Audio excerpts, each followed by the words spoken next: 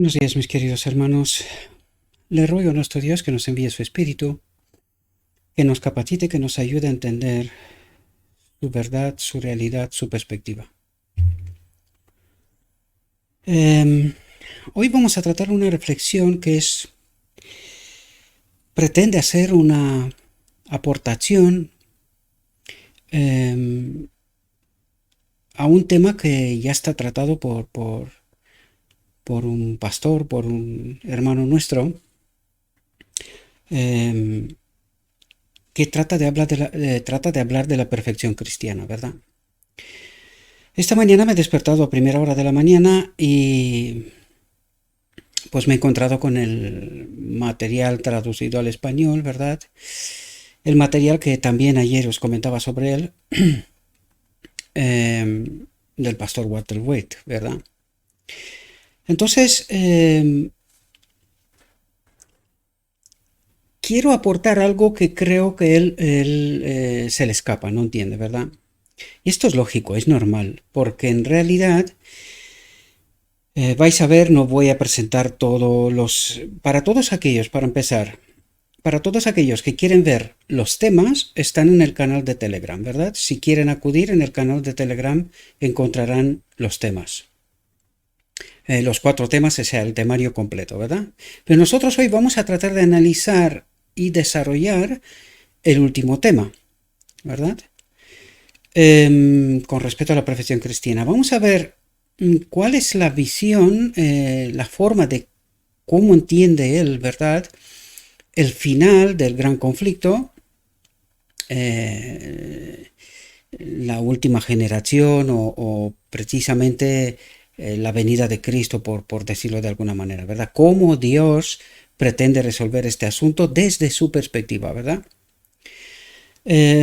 Vamos a analizar, vamos a ver qué es lo que trata de decirnos él y vamos a ver si nosotros podemos aportar algo más, ¿verdad?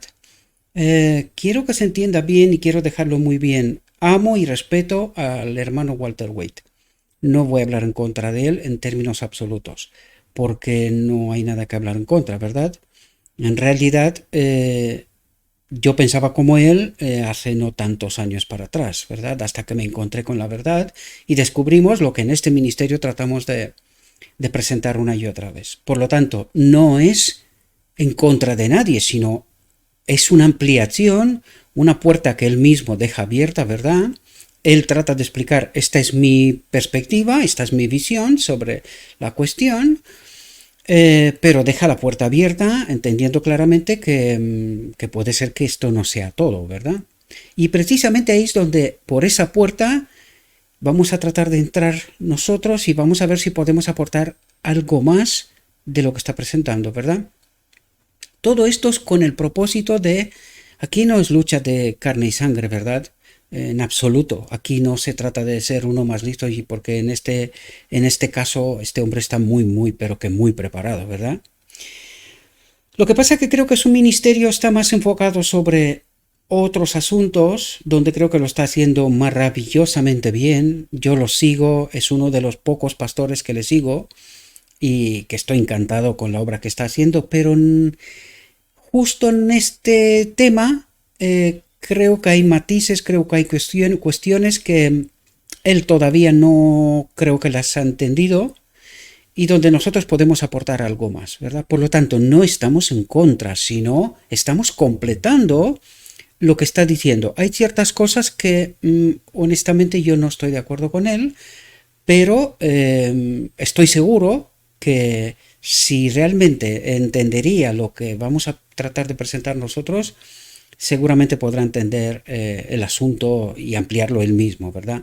Seguramente, pero claro, nunca se ha encontrado con esta perspectiva, supongo, y no la entiende. Y él tiene otro tipo de perspectiva, vais a ver, una mezcla, porque él mismo, una mezcla de teologías, porque él mismo eh,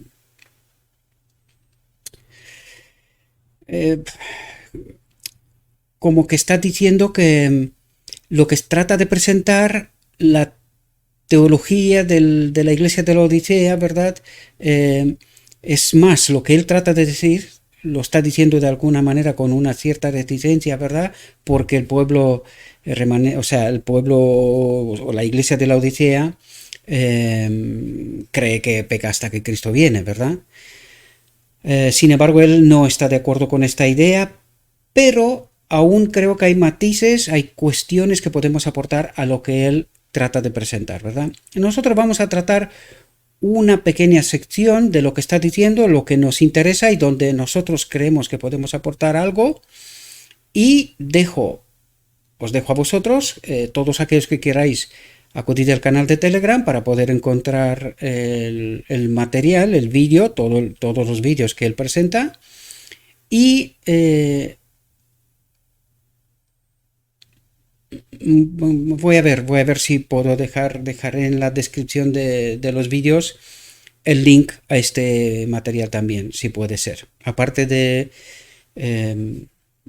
un texto que es un texto central, ¿verdad? Es una parte, él utiliza una parte del texto, nosotros lo ampliamos para tener una mayor comprensión. Vamos a ver si lo que él entiende es mejorable. Sin alargarme más, porque ya se me fueron más de 6 minutos, ¿verdad? El tema de hoy es un subcapítulo de un texto que él utiliza. Vamos a utilizar todo este subcapítulo nosotros para entenderlo.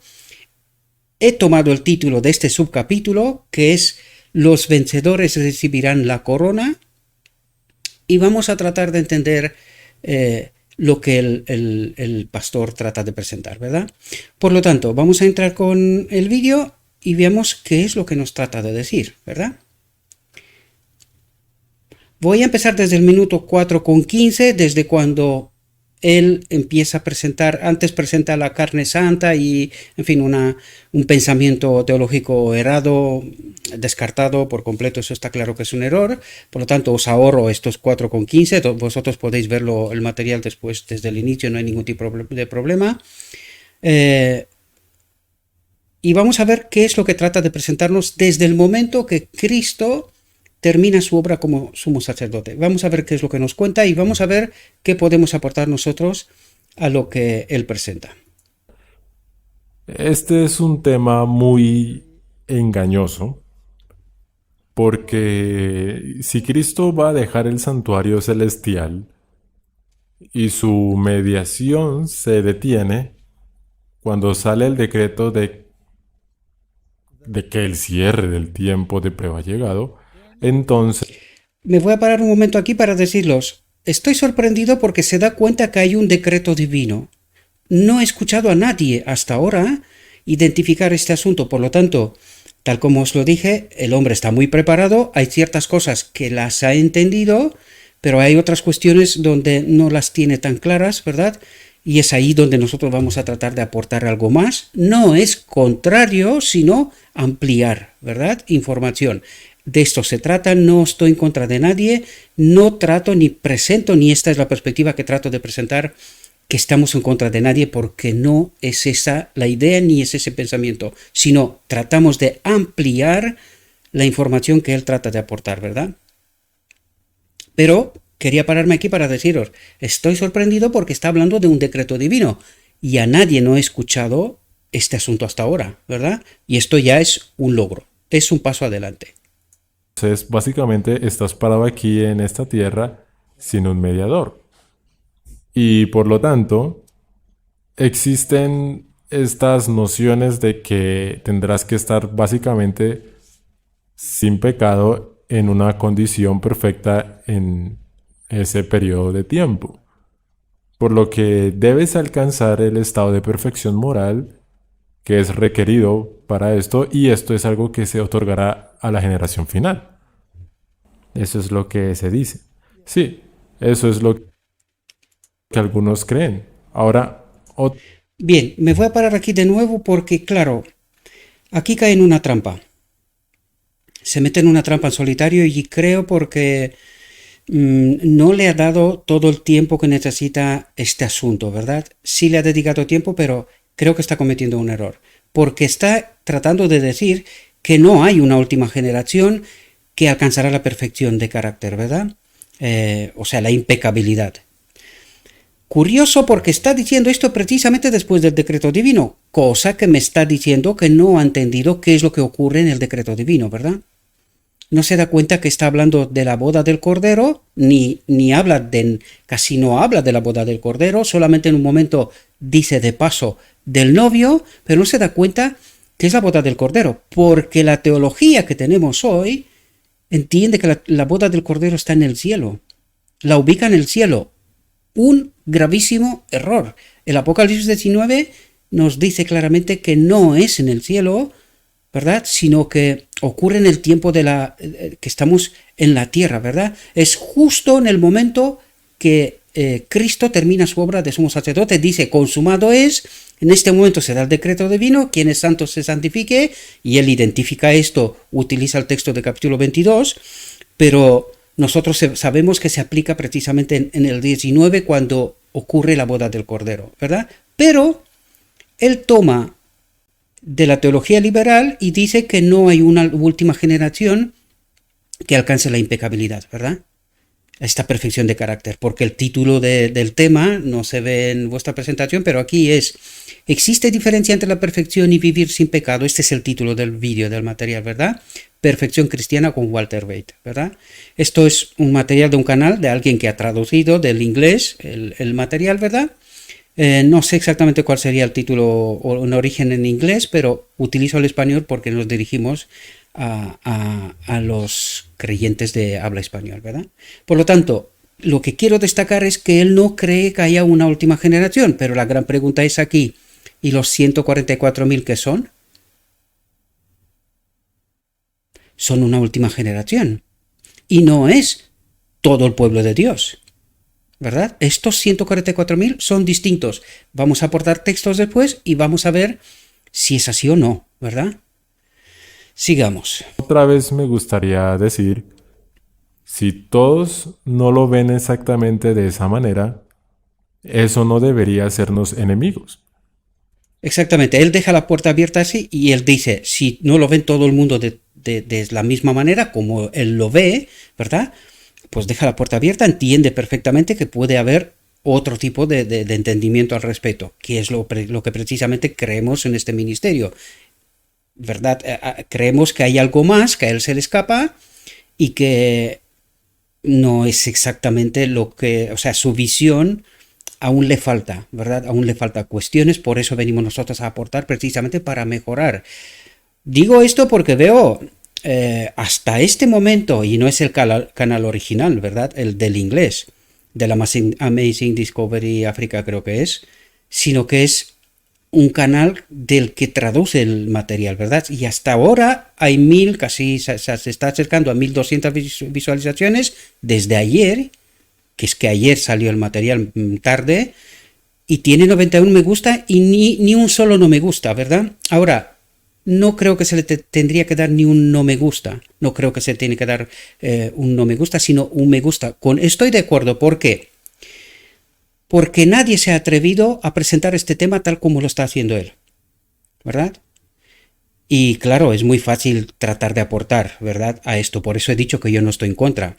Creo que es mejorable su visión, su perspectiva, lo que está diciendo, y eso es lo que tratamos de hacer, pero estoy un poco sorprendido porque la gente entiende este paso más frente a la teología que se tiene en la actualidad, ¿verdad? Hay un plus en su visión, indubitable, o sea, sin dudas, pero aún falta. Esta es la cuestión, porque aún vais a ver, y no vamos a tratar el vídeo todo hasta el final porque no quiero ocupar vuestro tiempo con algo que lo podéis hacer después, ¿verdad? Sino que vamos a tratar de entender textos que él mismo aporta, ¿verdad? Algunos, y otros que aportamos nosotros para poder ampliar esta información, ¿verdad? Vamos a seguir. Porque vemos que este es un tema muy complicado y hay muchas formas de verlo, así que mostraremos un poco de la tolerancia el uno al otro y no nos metamos en categorías de condenación porque no lo vemos exactamente Totalmente como de la acuerdo. otra persona, ¿correcto?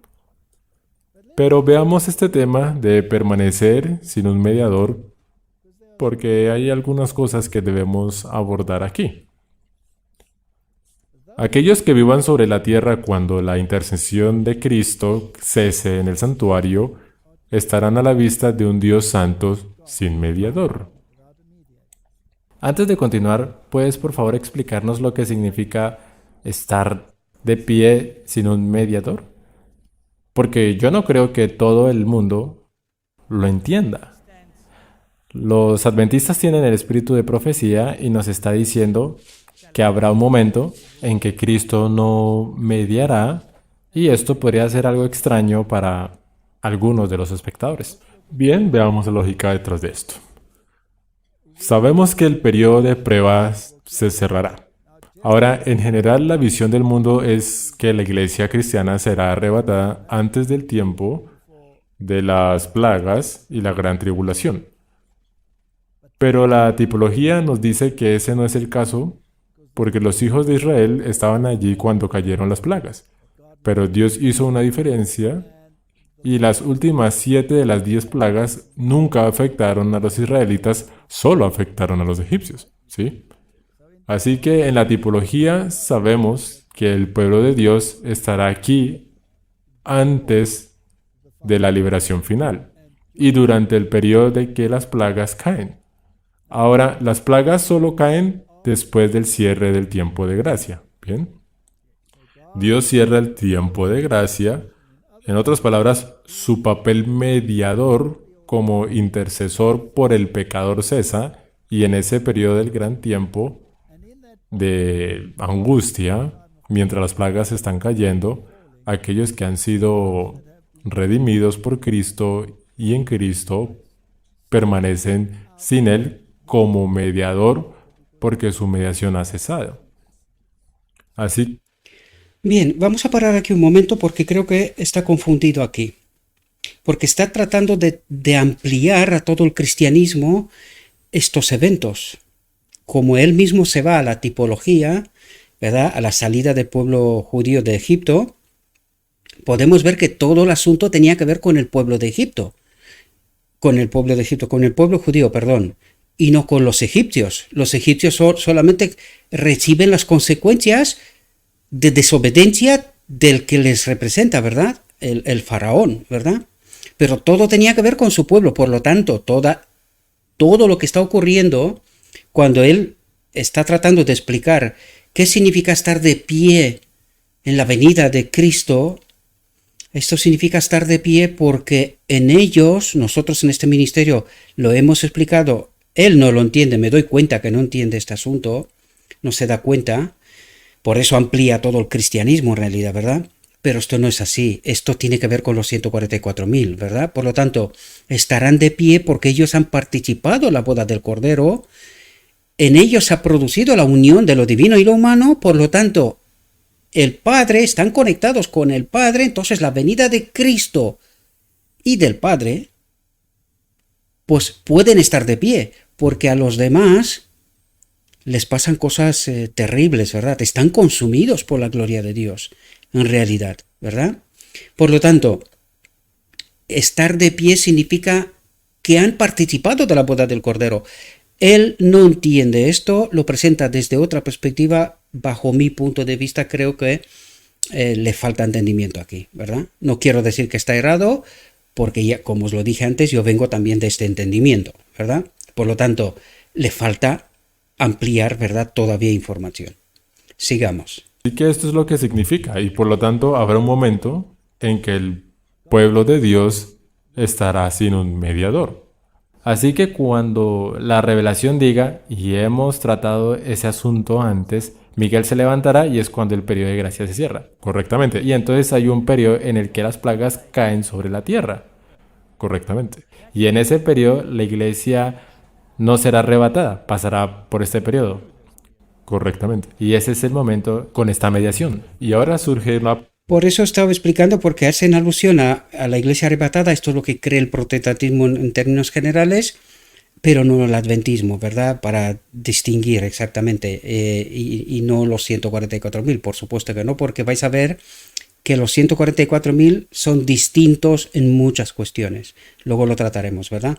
Por lo tanto, él, sin darse cuenta, amplía todo el cristianismo, todo este asunto, cuando en realidad solo quedarán de pie los 144.000 y por el hecho de que han participado de la boda del Cordero, del decreto divino que él está diciendo, que han participado del momento que se quedan sin mediador, es decir, Cristo termina la obra de sumo sacerdote y se prepara para tomar la ropa de Rey de Reyes y venir a la tierra en la segunda visible, la venida visible, porque la boda del Cordero es considerada como la venida a su templo, ¿verdad? Porque esto es la unión de lo divino y lo humano, luego lo hablaremos.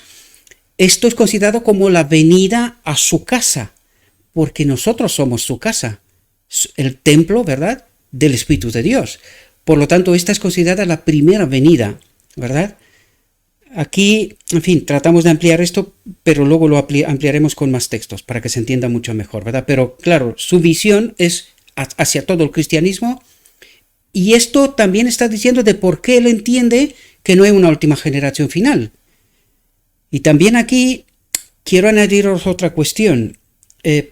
Yo os he hablado en muchas ocasiones de la teología del lugar santo y la teología del lugar santísimo.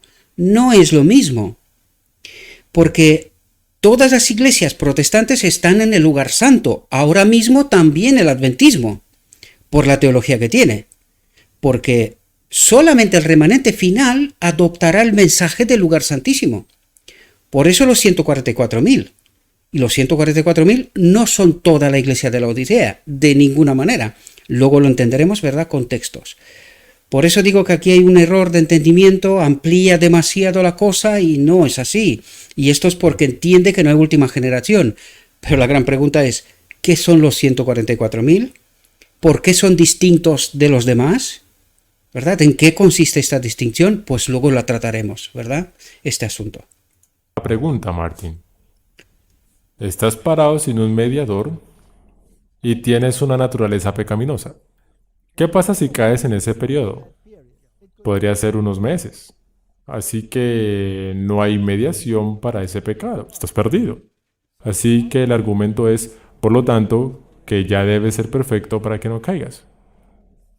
Ahora, déjame dar un paso atrás y abordar esto con la pregunta.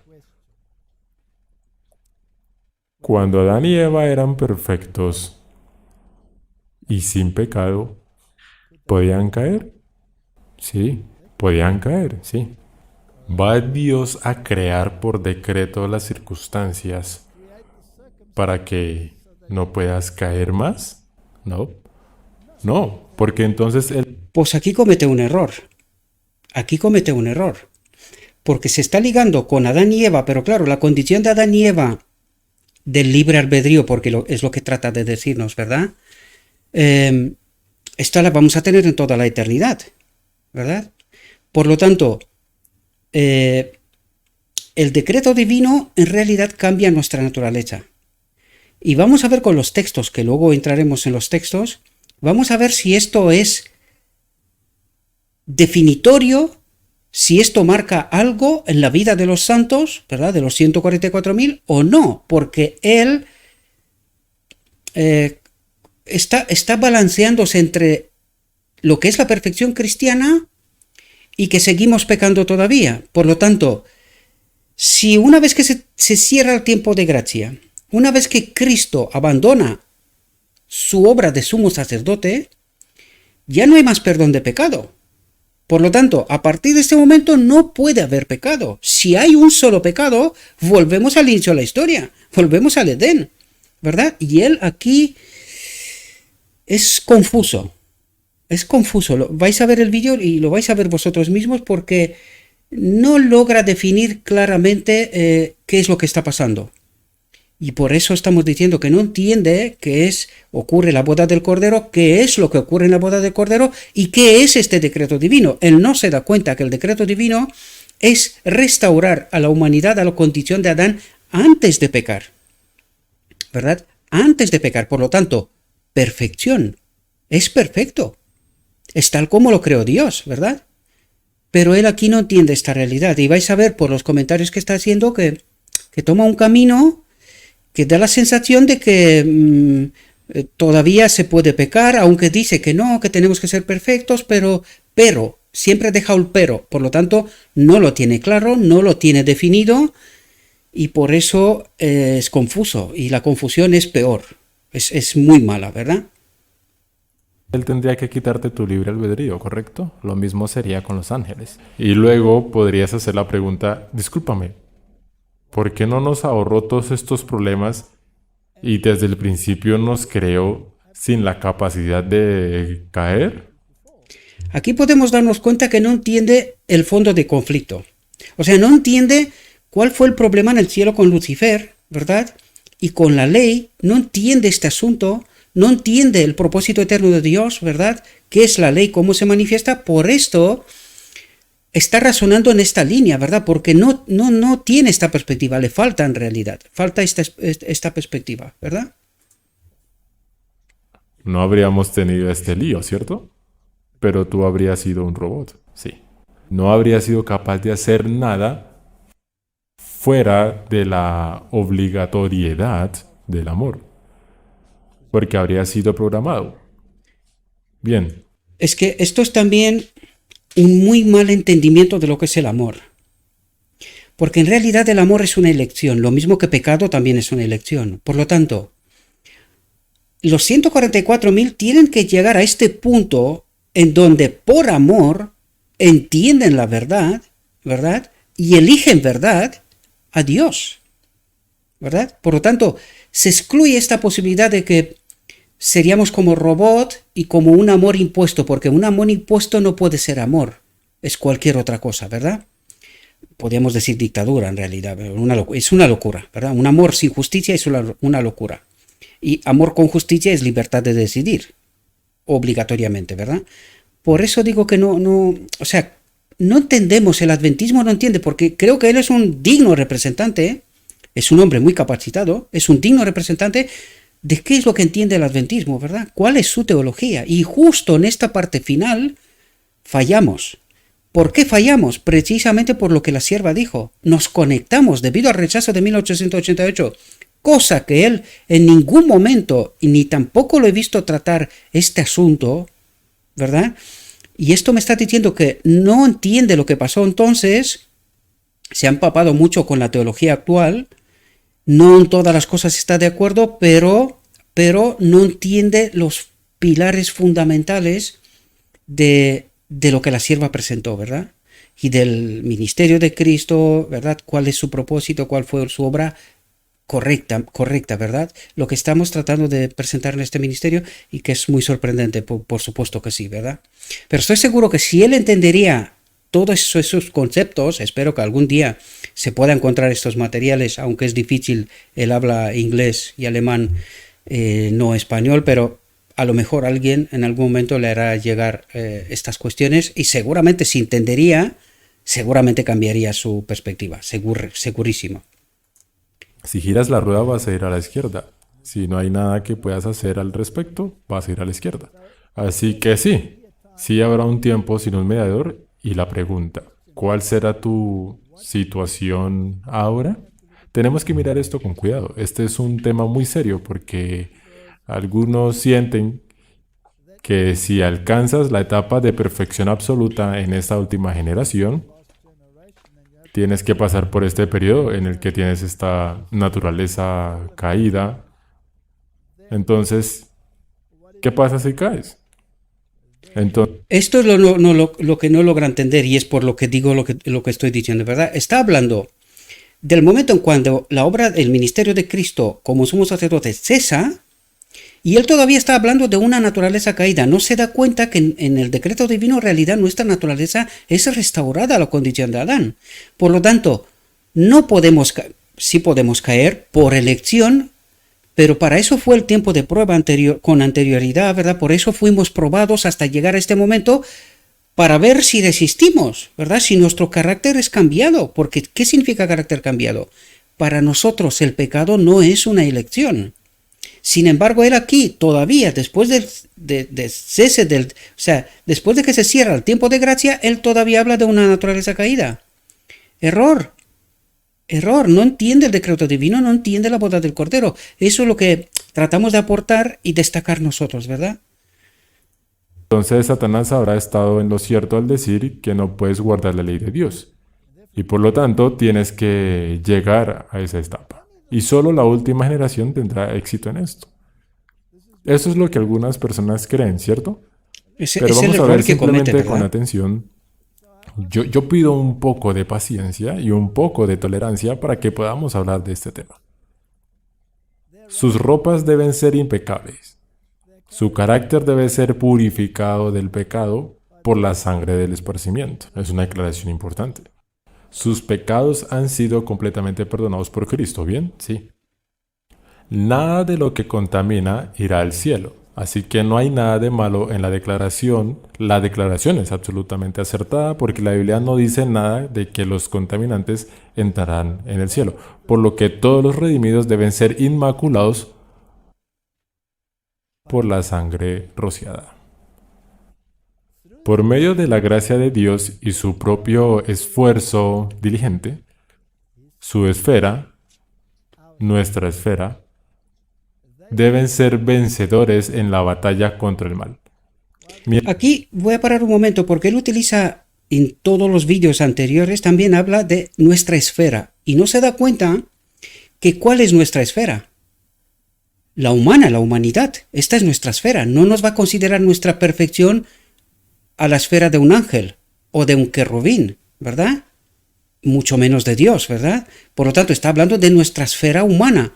Ahora la gran cuestión es, y que tampoco entiende, Cristo obedeció en nuestra esfera. Por eso Él se convirtió, y ayer tratamos este asunto, Él se convirtió de Dios en hombre para que en esta condición, en nuestra esfera, ¿verdad? Humana, en la humanidad, Él obedezca. Claro, Él hace una distinción aquí en nuestra esfera comparándolo siempre con Dios. Pero es que comete un error, no entiende que nuestra esfera es la humanidad y que Cristo vino en nuestra esfera, en nuestra humanidad, obedeciendo, demostrando que esto es posible. Por lo tanto, Él aquí lo cuestiona un poco. Es como sí, pero no constantemente, ¿sí? No logra definir bien, no logra entender bien, ¿verdad? Profundamente el asunto. No lo digo con maldad, sino que estamos tratando de aportar, ¿verdad? Por eso quiero recalcar y quiero que se entienda muy bien esto, ¿verdad? Mientras el juicio investigador avanza en el cielo, mientras los pecados de los creyentes arrepentidos son removidos del santuario, habrá una obra especial de purificación, de quitar el pecado entre el pueblo de Dios en la tierra. Esta obra se presenta más claramente en el mensaje de Apocalipsis 14. Y es curioso porque está hablando de que hay una obra de purificación, de quitar el pecado del medio del pueblo de Dios, de la tierra, que esta es la obra del día de la expiación, pero no se lo cree. Os vais a dar cuenta cuando vais a ver el vídeo entero, ¿verdad? Es que no llega a creérselo de todo, ¿verdad? Es un sí, pero no. Entonces no entiende que esta obra en realidad se quita el pecado, hasta el último, ¿verdad? Que esto es lo que ocurre con el cambio de naturaleza en el decreto divino, ¿verdad? Y toda la preparación previa, que luego vamos a ver textos con respecto a este asunto, enseguida, ¿verdad? Así que esto es absolutamente cierto. Estaremos sin un mediador. Tendrás que ser perfecto. Tendrás que ser inmaculado.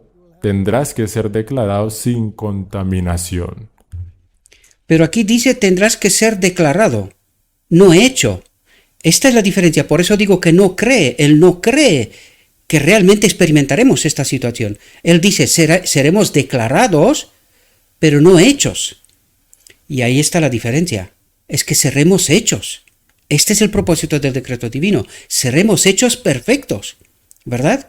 Nuestra naturaleza será cambiada a partir de ese momento, jamás elegiremos pecar. ¿Por qué? Porque es decir, en este momento lo que Dios trata de hacer con este cambio de carácter, ¿verdad? Es quitar de nuestra mente la opción de elegir pecar, ¿verdad? Por eso, una vez que se da el decreto divino, permaneceremos santos. ¿Pero por qué? Porque ya hemos sido educados, preparados para nosotros elegir pecar no es una opción. Pecaremos por naturaleza hasta el decreto divino, ¿verdad? Cometeremos errores, entiéndase así, ¿verdad? Pecados por naturaleza, no elecciones conscientes. Luego trataremos textos y vais a ver que lo que estoy diciendo es así, o sea, no son inventos, ¿verdad? Por lo tanto, ¿cómo se hace esto? ¿Veis? Ok, Martín, Cuestiona él aquí hay también, algo ¿verdad? que se llama el sello, porque la Biblia habla sobre el sello de Dios. Aquellos que venzan al mundo, la carne y el diablo, serán los favorecidos que recibirán el sello del Dios viviente. Solo aquellos que, en su actitud ante Dios, están ocupando el puesto de aquellos que se arrepienten y confiesan sus pecados en el gran antitípico día de expiación, serán reconocidos y marcados como dignos de la protección de Dios. Por lo que en este momento, cuando esté sellado, estará bajo la protección de Dios. Eso es un punto importante. Es interesante porque se da cuenta que estaremos bajo la protección de Dios, pero no entiende que el decreto divino es un cambio de naturaleza, sino simplemente él considera que somos considerados perfectos y bajo una protección especial, ¿verdad? Pero no entiende que hay un cambio de naturaleza y que ya hemos sido hechos perfectos, ¿verdad? Como restaurados a la condición de Adán en Edén. Y es precisamente por no entender esta línea fina, es porque presenta y tiene la perspectiva que tiene, ¿verdad? Utilizando textos, pero nosotros vamos a ampliar estos textos para ver si realmente podría entender más de lo que entiende o hay algo que le impide entender todo lo que debería de entender, ¿verdad? Porque nosotros entendemos con los mismos textos, utilizaremos el mismo texto que él utiliza en este momento, ¿verdad? Tan pronto como el pueblo de Dios sea sellado en sus frentes, no es ningún sello o marca que pueda verse, sino un asentamiento en la verdad, tanto intelectual como espiritualmente. Esto es importante. ¿Qué es este sello?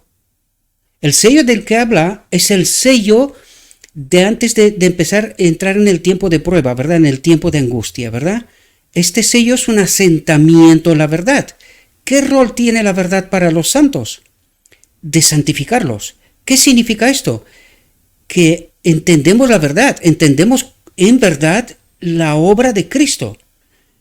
Y es decir, una vez que entendemos esta verdad, por eso viene el tiempo de prueba, porque si no tendría que haber venido hace tiempo. ¿Pero por qué no ha venido? Porque no hemos entendido toda la verdad, lo que estamos tratando de hacer aquí, ¿verdad?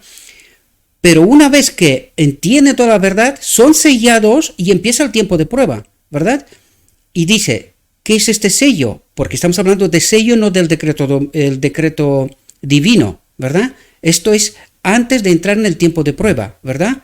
Por lo tanto, estamos en el tiempo cuando todavía Cristo no ha terminado su obra de sumo sacerdote. Por lo tanto, este sello es un asentamiento en la verdad, ¿verdad? Este proceso de santificación, ¿verdad? Para que no se pueda mover. En otras palabras, el sello de Dios es cuando te has establecido tanto en la verdad que no puede ser movido. Entonces, ¿qué es la verdad? Jesús es el camino, la verdad y la vida.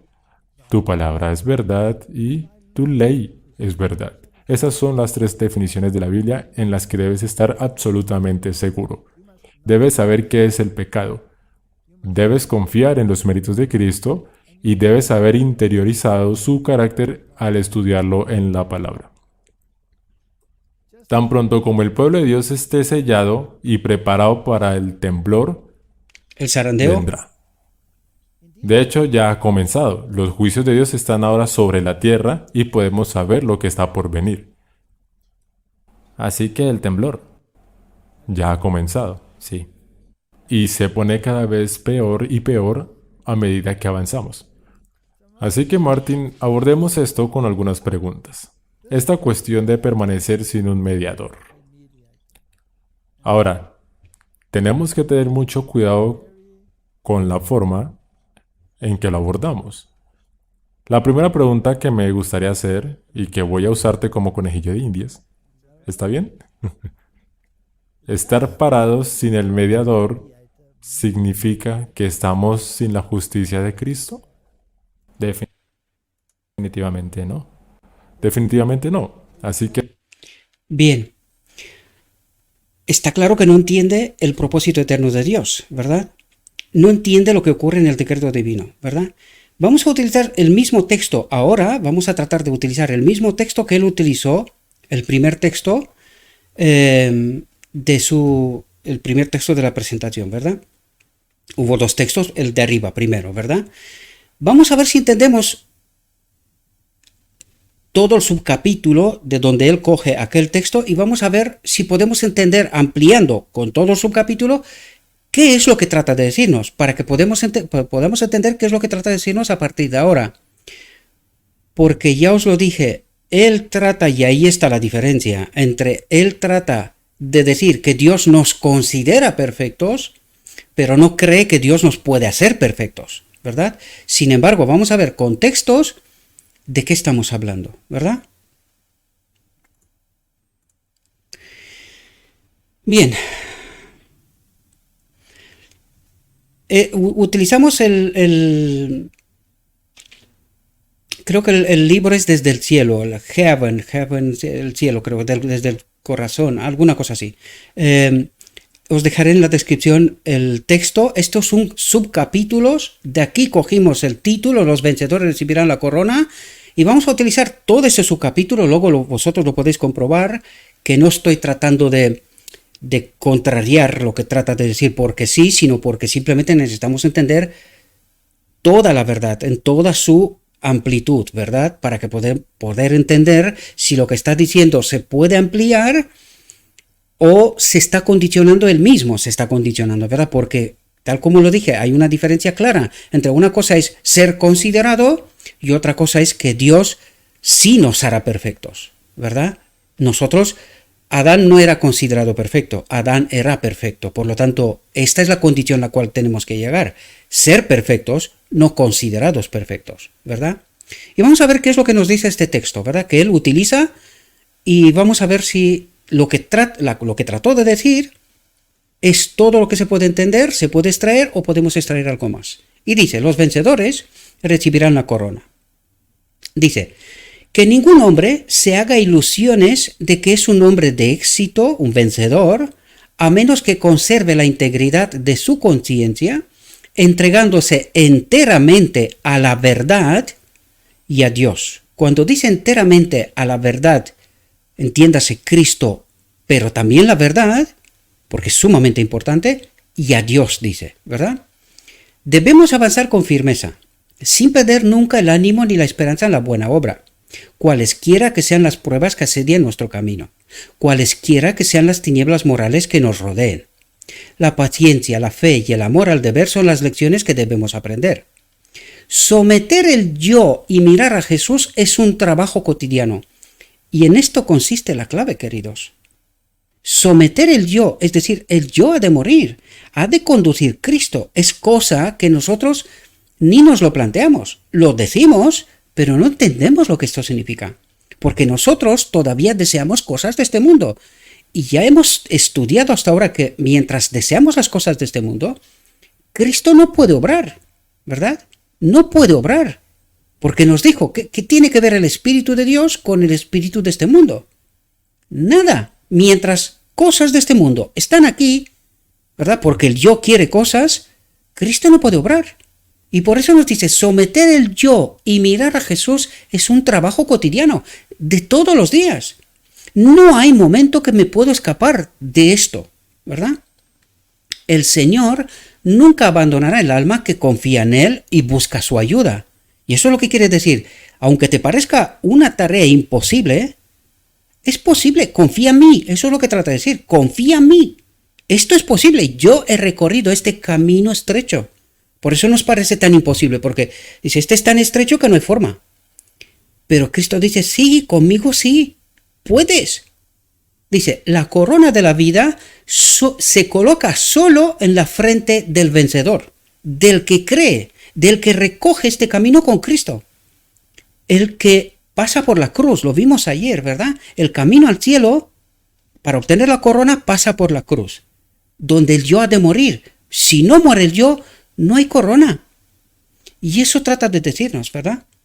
Hay para todos un trabajo serio y solemne para Dios mientras dure la vida, dice.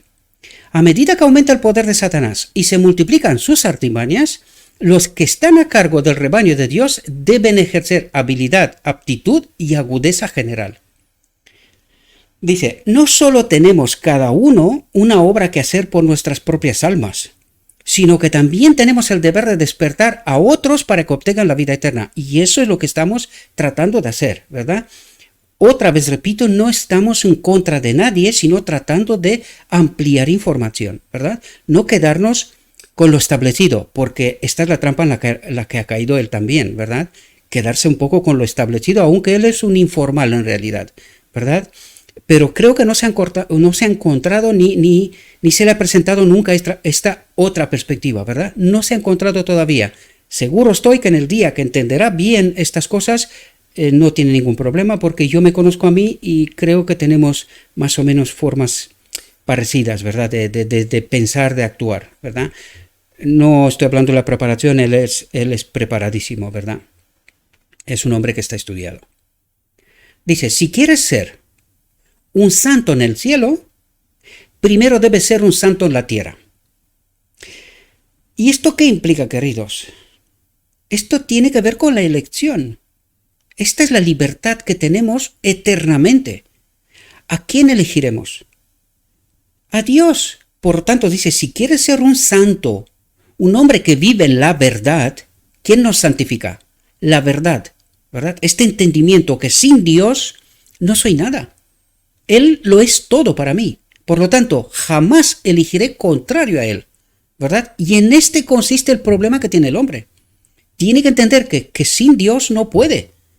Y tiene que ser Dios, no este mundo ni cualquier otra cosa que se nos parezca, ¿verdad? Y en esto consiste la clave. Dice, primero debes ser un santo en la tierra. Primero debes de aprender a elegir constantemente a Dios. Entender que Él lo es todo para mí. Y que nada de este mundo me puede atrapar, atraer, me interesar. Nada. Nada. ¿Verdad? Porque por eso el yo tiene que morir. Cuando el yo muere ya no quiere nada. ¿Verdad? Está muerto. No quiere nada. ¿Verdad? Los rasgos de carácter que aprecias en la vida no serán cambiados por la muerte o por la resurrección. ¿Entendemos lo que está diciendo? Dice, los rasgos de carácter que aprecias en la vida no serán cambiados por la muerte o por la resurrección. Y si en esta vida me ha gustado cualquier cosa, mentir, ser rico, el dinero, la fama, la gloria, lo que sea, no habrá milagro. Por eso nos dice, hemos de educar este carácter aquí, a la semejanza de Cristo, ¿verdad? Y aunque morimos con estos defectos de carácter, dice, los rasgos de carácter que aprecias en la vida, en esta vida, no serán cambiados por la muerte o por la resurrección. Aunque pases al descanso, si tu carácter no ha sido hecho idóneo, tú no, por la resurrección no serás cambiado. Y mejor dicho, no participarás de la resurrección, ¿verdad? Porque eso es lo que trata de decirnos.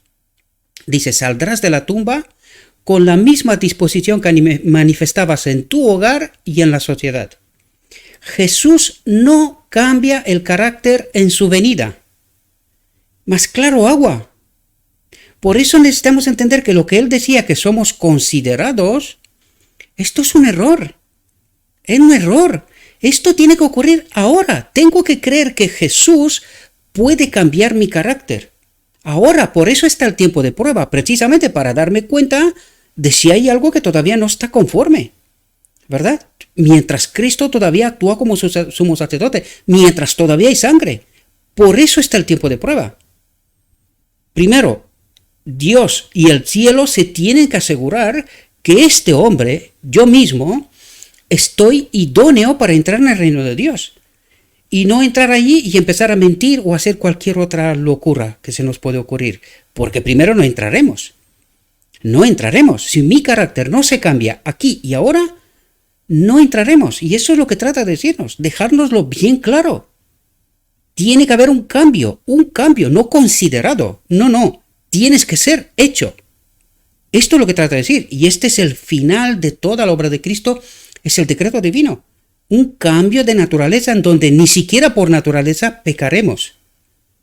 El problema nuestro es que elegimos pecar porque nos gustan las cosas de este mundo, ¿verdad? Pero cuando llegaremos al punto final, al decreto divino, lo único que tiene que quedar que sea cambiado es mi naturaleza, en donde yo no puedo decidir, ¿verdad? Yo no puedo cambiar mi naturaleza, por lo tanto, por naturaleza cometeremos errores. Pues esta es la última obra. Todo lo que ha sido elegir pecar hasta entonces tiene que ser solucionado. Si no lo es, hay un problema. Y el problema es que no hemos creído en Cristo, que Él puede hacer esta obra. Por eso os digo yo la distinción entre considerados y hechos. Esto es un punto importante que tenemos que considerar. No seremos considerados, sino que seremos hechos en el decreto divino. Y toda la obra de Cristo en el día de la expiación es precisamente lo que trato de explicarlos, que el pecado no es una elección. Si el pecado es una elección, yo no seré parte de los 144.000, ¿verdad? No he entendido la obra de Cristo, no he entendido la obra del día de la expiación, ¿sí? Jesús no cambia el carácter en su venida. El trabajo de transformación debe hacerse ahora. Nuestra vida diaria determina nuestro destino. Es que más claro no lo puede dejar. Y no sé cómo a él se le ha escapado esto, ¿verdad? Para poder decir lo que está diciendo.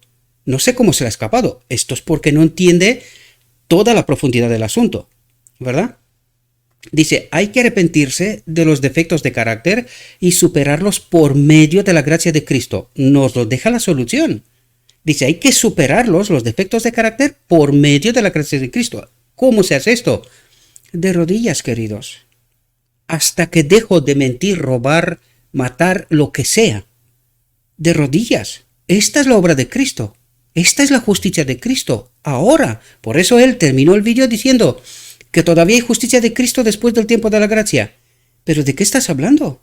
Es como decir que todavía hay sangre después de que Cristo termina con su obra de sumo sacerdote. Esto es imposible. Es que no puede ser. Y esto es lo que necesitamos entender, y es justo el texto que él utiliza. Esto es 90.1, pero él utilizaba 90.4. Luego comprobamos en el vídeo, comprobarlo y veréis qué es esto, ¿verdad? Y llegaremos enseguida al texto que él utilizó, ¿verdad? Pero vamos a llevar todo el subcapítulo para llegar a donde él llega a la conclusión que llega. Y se le escapa puntos esenciales, tal como lo vemos aquí, ¿verdad? No logramos entender toda la profundidad del mensaje. Y claro, tenemos un problema, porque nosotros tenemos ciertas expectativas y no nos damos cuenta que estamos fuera de la perspectiva de Dios, de la verdad de Dios.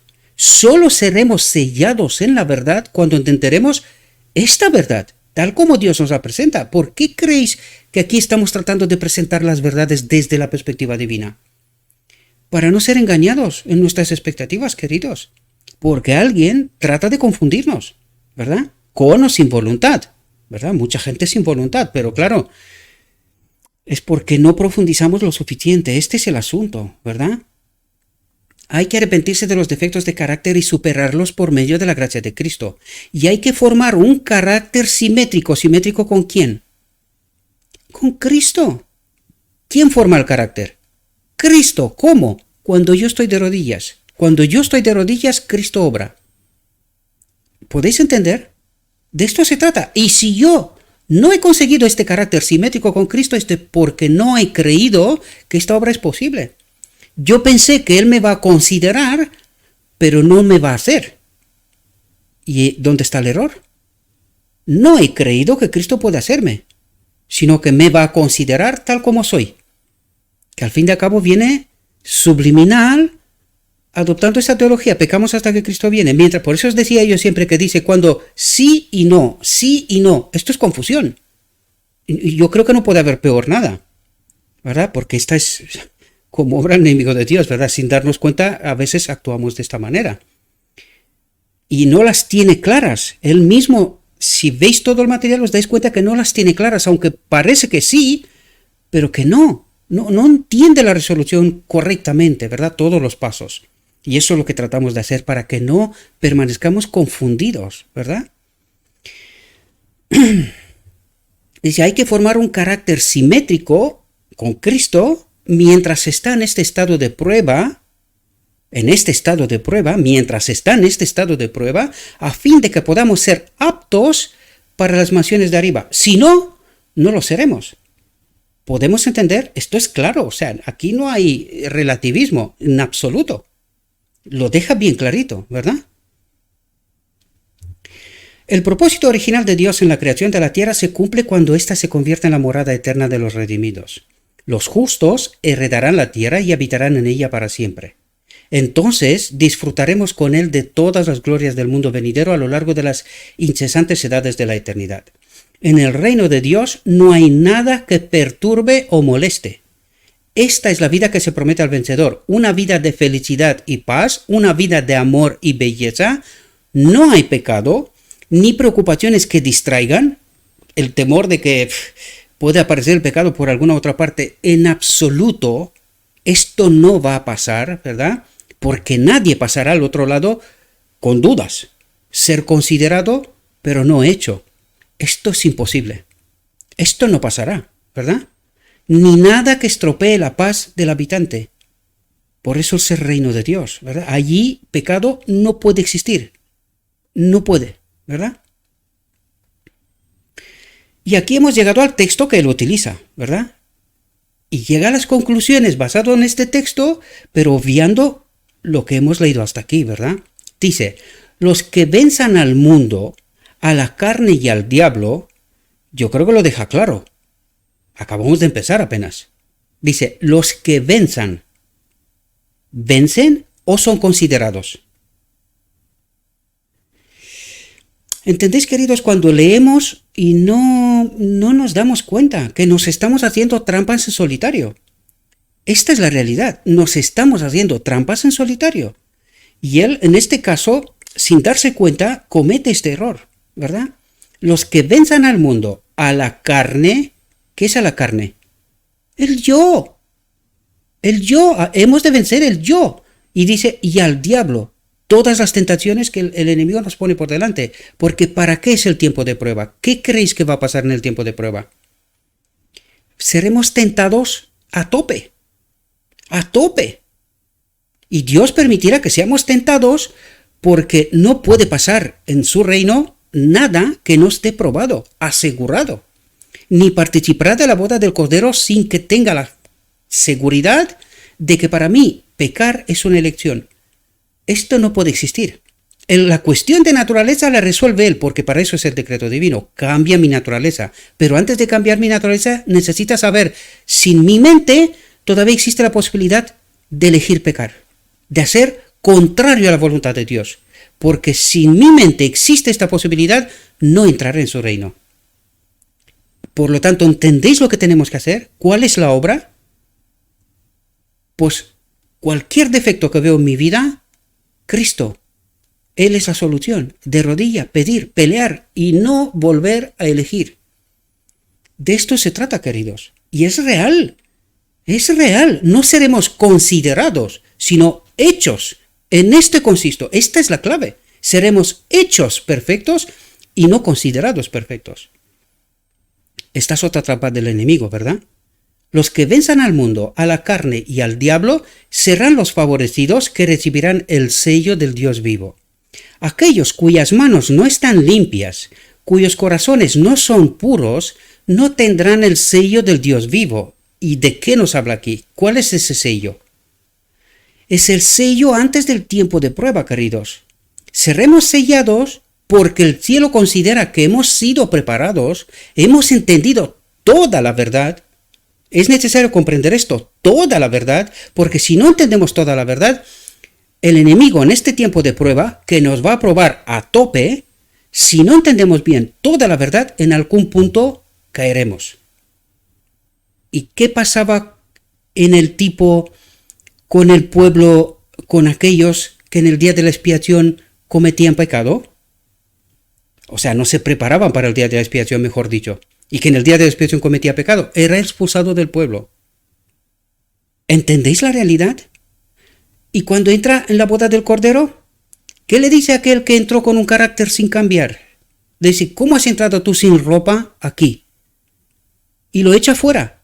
¿Entendéis? Este es el tipo y antitipo de la situación. Pues esta es la realidad. Si nuestro carácter no está preparado, no participaremos de la boda del Cordero. Nuestra naturaleza no será cambiada porque nuestra mente todavía considera una opción elegir pecar. De esto se trata, ¿verdad? Dice, aquellos cuyas manos no están limpias, no obran pecado, ¿verdad? Cuyos corazones no son puros, nuestra mente no es pura. Todavía en nuestra mente estamos dudando, todavía nos gusta cosas de este mundo y tal. Por eso dice, aquellos cuyos corazones no son puros no tendrán el sello de Dios vivo, es decir, no participarán del tiempo de prueba, porque no se han preparado para esto, ¿verdad? Dice, aquellos que planean el pecado y lo actúan serán pasados por alto. ¿Y de qué nos habla? Aquellos que todavía creen en su mente que pueden elegir pecar, que serán considerados perfectos, no hechos perfectos. Dice, aquellos que planean el pecado y lo actúan serán pasados por alto. No participarán ni siquiera del tiempo de prueba. ¿Para qué? Si no se han preparado, ¿verdad? ¿Entendéis lo que trata de decirnos? Solo aquellos que en su actitud ante Dios están llenando la posición de los que se arrepienten y confiesan sus pecados en el gran día antitípico de la expiación. ¿Qué quiere decir? Que cuando he cometido un error, no una elección, ¿verdad? Porque dice que los que eligen son pasados por alto directamente. ¿Quiénes son considerados? Los que por error, por naturaleza, cometen algún pecado. Todavía hay sangre para ellos. Pero para los que eligen pecar, olvídense. ¿Entendéis lo que trata de decirnos?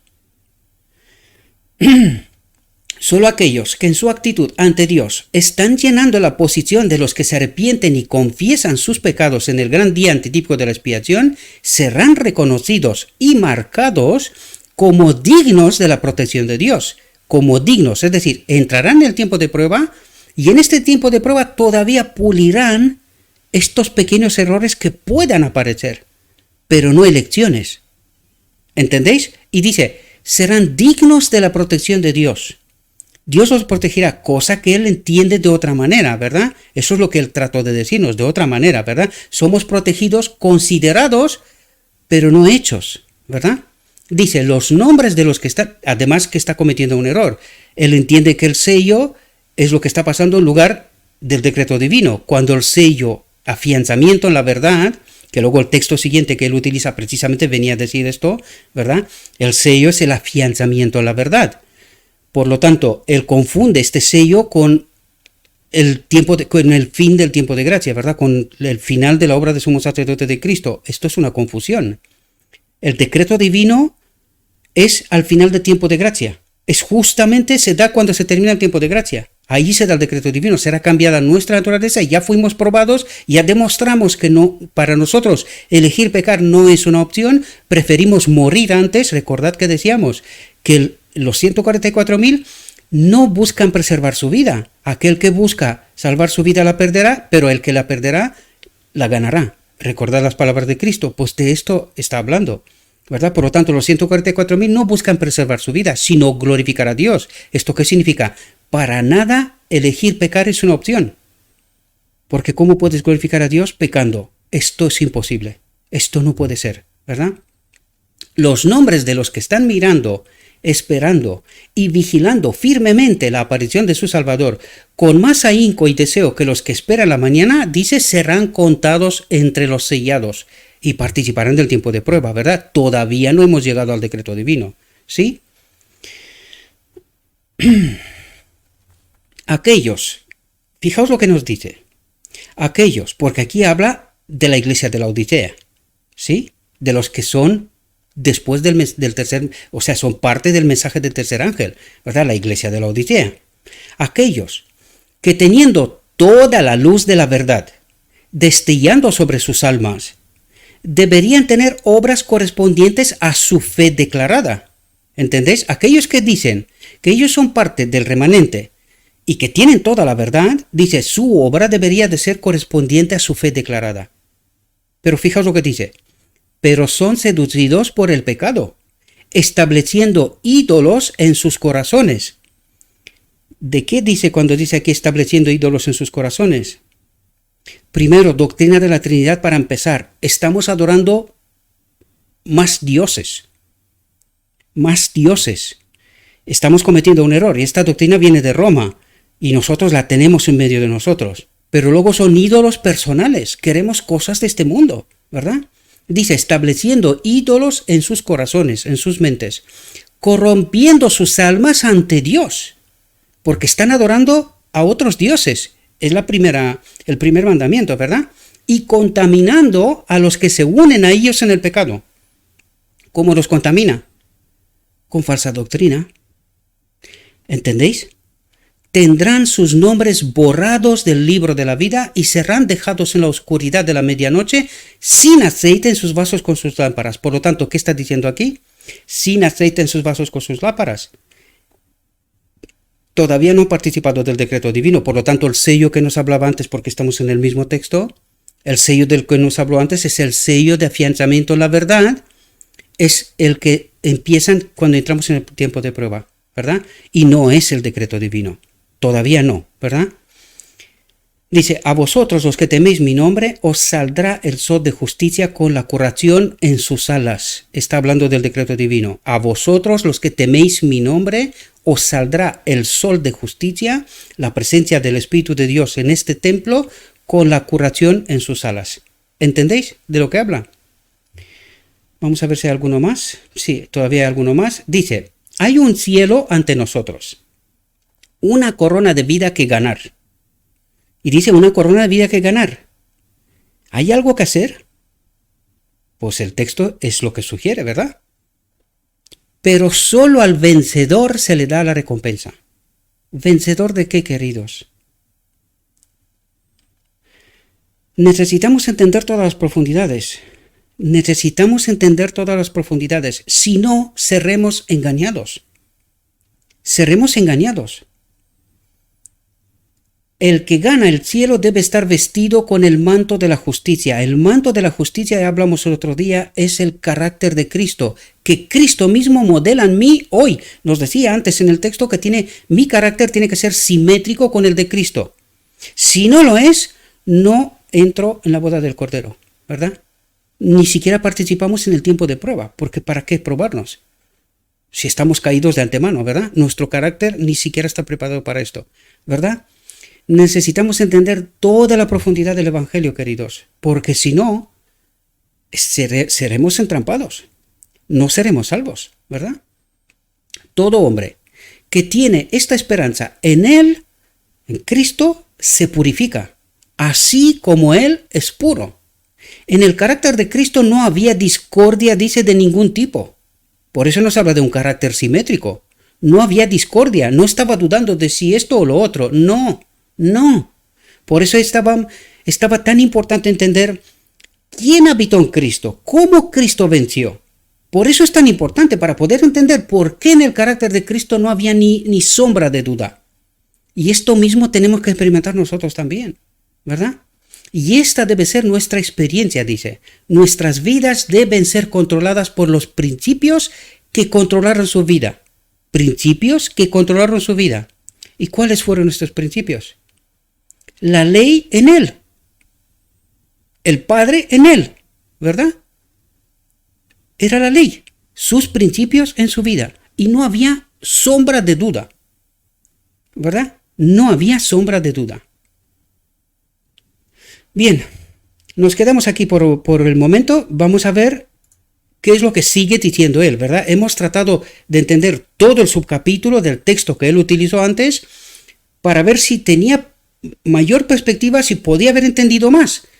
Desgraciadamente se coge un texto, trata de apoyarse en una pequeña parte de una frase, pero obvia mucho más, por eso hemos tratado de entender, ¿verdad? ¿Podía haber entendido más? Para no quedarse en lo que nos ha dicho hasta aquí y lo que nos dirá a partir de aquí, unos pocos minutos, no tardaremos mucho más, ¿verdad? Unos 5 minutos creo. Vamos a ver qué es lo que nos dice. Que estás de pie con la justicia de Cristo, ¿está bien? ¿Qué tan perfecta? Recordad que la pregunta que puse es que si después del cese del tiempo de gracia todavía tenemos la justicia de Cristo. La justicia de Cristo es todavía sangre para el pecado, cosa que es imposible, no se da cuenta. ¿Cuál es la justicia de Cristo? Es que no entiende, como no entiende 1888 y todo lo que pasó entonces, no entiende qué es la justicia de Cristo, no se da cuenta y está tratando de decir que todavía después del cierre de tiempo de gracia todavía hay sangre. No puede ser, ¿verdad? ¿Es su justicia? Absoluta, absolutamente perfecta. En este momento me gustaría hacer otra pregunta. ¿Qué tan perfecto es el siguiente decreto? Y este es el decreto que sale al cierre del periodo de gracia cuando Miguel se pone de pie. Apocalipsis 22:11. El que es injusto, sea injusto todavía. Y el que es inmundo, sea inmundo todavía. Y el que es justo, sea justo todavía. Y el que es santo, sea santo todavía. Y ese es el ¿Quién decreto dice divino, esto? ¿verdad? Dios. Dios así lo dice. Este es el decreto que el mismo Cristo emite.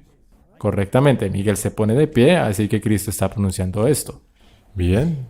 Ahora, cuando dice que el que es justo sea justo todavía y el que es santo sea santo todavía. Por cierto, ¿cómo hicieron estas personas aquí que están de pie ahora sin un mediador para recibir la justicia perfecta? A través de Cristo. A través de Cristo, sí. Está bien, entonces está de pie en la justicia de Cristo que es perfecta. Ahora hay un decreto, permanecerás justo. ¿Qué perfecto es ese decreto? Perfecto, porque es Cristo el que te ha dado todo, correcto. Para aquellos que estén allí en la justicia de Cristo, ¿seguirán siendo justos? Sí, el que es justo, pero no hay mediador. Pero hay un decreto, permanecerás justo, y el que es santo, sea santo todavía. ¿Y por qué dice eso? ¿Por qué los ha sellado? ¿Y qué significa ese sello? Establecido en la verdad, para que no pueda ser movido. Ahora, los injustos te estarán gritando en el tiempo. Ahora, aquí confunde porque él habla del sello establecido en la verdad, pero en realidad está hablando del decreto divino y está confundido. El establecidos en la verdad, sellados en la verdad, ocurre justo cuando empieza el tiempo de prueba. Pero aquí él estaba hablando del decreto divino, pero como no entiende qué es lo que está ocurriendo en realidad, está confundido de los eventos, ¿verdad? Por eso confunde el decreto divino que dijo cuando Cristo termina su obra, ¿verdad? El que es santo, santifíquese todavía, y el que es pecador, pues siga con su pecado, ¿verdad? Y es ahí cuando dice consumado es y el Padre da el decreto, luego lo veremos enseguida con otros textos, ¿verdad? Pero él aquí está confundido, él está hablando del sello, pero es el sello de afianzamiento en la verdad, que esto es antes, o sea, es antes del decreto divino. Nosotros aquí en este ministerio hemos dejado las pautas claras, ¿verdad? Por lo tanto está confundido. No entiende que en el decreto divino nuestra naturaleza será cambiada, la humanidad será casada, luego veremos textos, es decir, que el Padre vuelve a su casa en este templo, ¿verdad? De nuevo, restaurado. Por lo tanto, está confundido aquí, ¿verdad? Y claro, esta confusión le hace llegar a conclusiones que no están bien, ¿verdad? Este es el problema. ¿Tiempo de las plagas? Sí. ¿Querrán matarte en el momento de las plagas? Definitivamente. Definitivamente. ¿Todo lo que hay en el libro te será arrojado en el momento de las plagas? Será un momento como nunca lo fue. El ejército del faraón, en forma antitípica, vendrá tras de ti para intentar borrarte la faz de la tierra. Sí, definitivamente. Está bien, así que estamos pasando por una experiencia muy similar a la de los hijos de Israel. ¿Y no te moverán si has sido sellado? No, si has sido sellado. No si estás cimentado en la verdad, que no puede ser movido. Y por decreto, seguirás siendo justo. Porque a partir de ese momento en adelante que se haya emitido este decreto, los justos seguirán siendo justos. Eso es lo que dice. Y los injustos seguirán siendo injustos. Para que no haya indulto para ellos, no pueden cambiar de la injusticia a la rectitud porque no hay mediador. Pero los demás no cambiarán porque están tan asentados en la verdad que no pueden ser movidos. Sí, y los otros están tan asentados en la falsedad que no serán movidos del todo. Ahora mismo vayamos al meollo de la cuestión. Aquí está mi siguiente pregunta. ¿Qué tan perfecto son todos los que han vivido que se levantarán a la última trompeta? ¿Y será la última generación más perfecta que ellos? No, no serán más perfectos. ¿Y cuán perfectos serán los que hayan muerto? ¿Cuán perfectos serán? serán completamente perfectos, porque han sido cubiertos por la justicia de Cristo, ¿correcto? Aquí tenemos que parar un momento y es aquí donde yo os digo que estamos confundiendo el mensaje del lugar santo con el mensaje del lugar santísimo. En el mensaje del lugar santo eras salvo por fe, por gracia. Esta era la justificación por la fe de Lutero, ¿verdad? Y este es el mensaje que vino de lo alto, ¿verdad? Y este es el mensaje del lugar santo. Por lo tanto, ¿experimentaron los creyentes que han pasado bajo la teología del lugar santo al descanso? ¿Experimentaron la perfección? No. ¿Pero si los 144.000? Sí. Por lo tanto, él trata de decir que no hay ninguna diferencia. La salvación es la misma por fe y por gracia, por la obra de Cristo, pero hay una diferencia con los 144.000. Los 144.000 sí entiende la verdad, más verdad de los que estaban en el lugar santo, porque en el lugar santísimo se le ha dado un mensaje preparatorio, un mensaje final para terminar la obra, ¿verdad? Pero no solamente son considerados, como en el mensaje del lugar santo, ¿verdad? Justificados por fe, por la gracia, ¿verdad? Considerados justos, y ellos han pasado al descanso con la luz que tuvieron en el lugar santo, ¿verdad?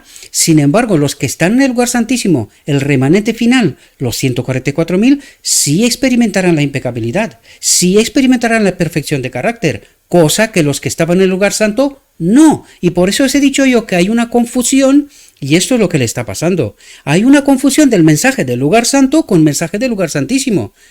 Los que han pasado al descanso en el lugar santo no es lo mismo con los que serán en vida en el lugar santísimo, ¿verdad? Y estamos hablando de los que serán en vida en la venida de Cristo, o en el decreto divino, mejor dicho, ¿verdad? También en la venida de Cristo, porque será seguida. Por lo tanto, no es lo mismo los que han pasado con la teología del lugar santo con los que están en el lugar santísimo. Y aquí se confunde, ¿verdad? Va por una línea de entendimiento de que si unos serán salvos distintamente que los otros. La obra es de Cristo, pero el mensaje y la obra no es la misma. La obra del lugar santo no es la misma con la obra del lugar santísimo. De ninguna manera. En el lugar santísimo se prepara un pueblo en donde se erradica el pecado de en medio del pueblo. En vida, cosa que los demás no han experimentado.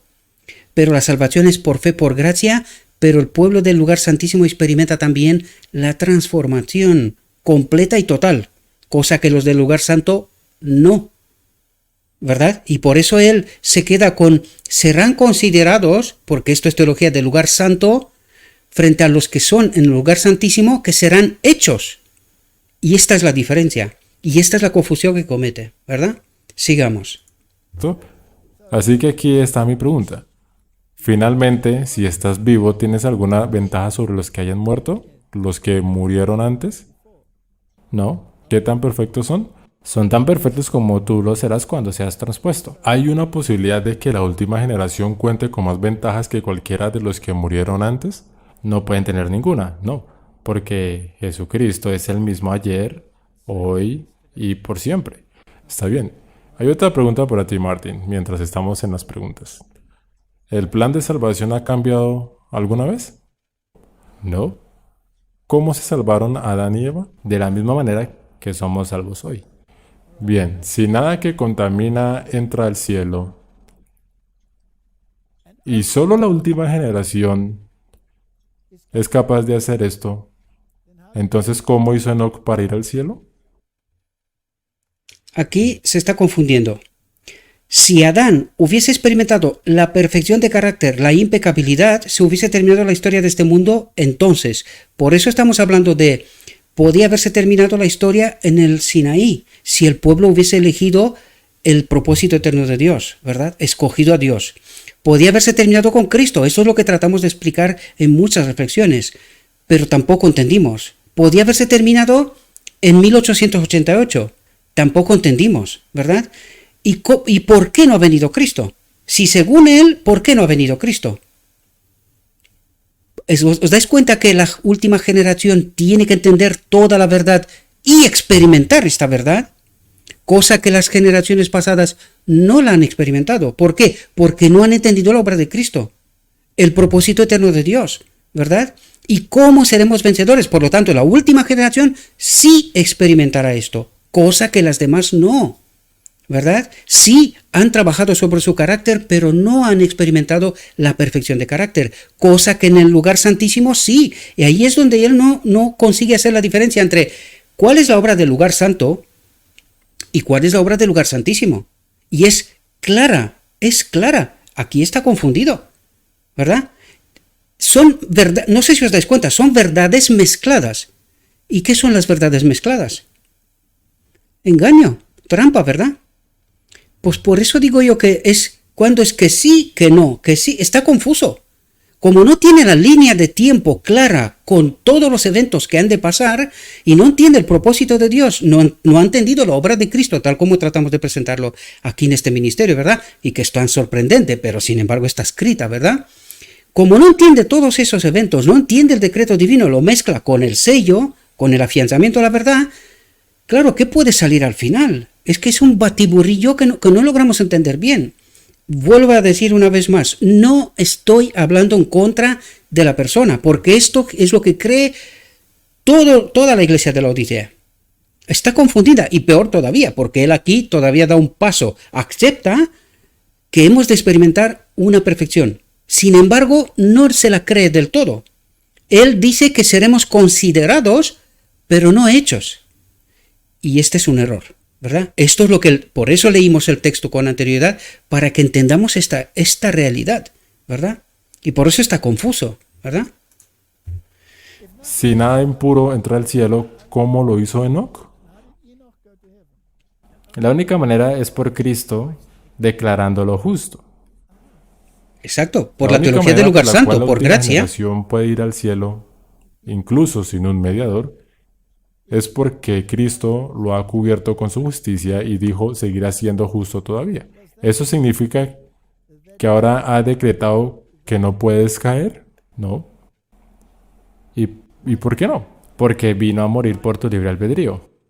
Entonces, ¿por qué renunciaría a tu libre albedrío en el último momento y luego murió por nada? Es que no Él podría haberte creado en renuncias. primer lugar. Es el mismo argumento de que la ley está invalidada. Así que realmente, Martín, cuando tú discutes este tema y pasas por estas preguntas, en mi opinión, y si alguien quiere diferir, eso es lo suficientemente justo, no estoy discutiendo. Queremos con ellos. aportar, no No necesariamente habrá diferir. diferencia entre esta generación y cualquier otra generación anterior. Pues vamos a finalizar aquí. Acabo de decir que no hay ninguna diferencia entre la última generación y todas las demás antes. Entonces, ¿por qué cuando rechazamos el mensaje de 1888, Cristo dejó de venir? Tenía que haber venido entonces, ¿verdad? ¿Por qué dejó de venir? Según lo que acabo de decir, tenía que haber venido. ¿Entendéis? Sin embargo, no vino. ¿Por qué? Porque era necesario el mensaje específico para esta última generación. Esta última generación necesita entender toda la verdad para ser sellada, afianzada en la verdad y participar de la boda del Cordero. ¿Entendemos? Y si no entendemos toda la verdad, ¿cómo modelamos un carácter simétrico con Cristo?